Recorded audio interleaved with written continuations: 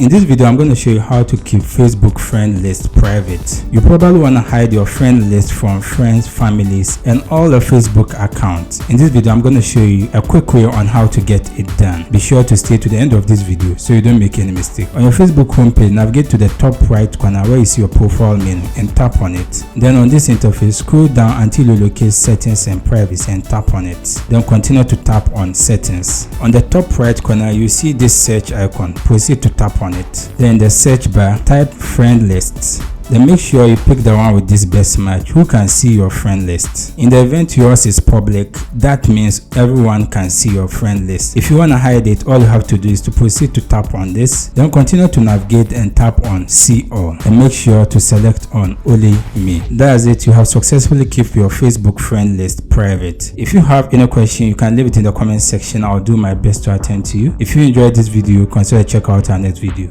See you in the next video.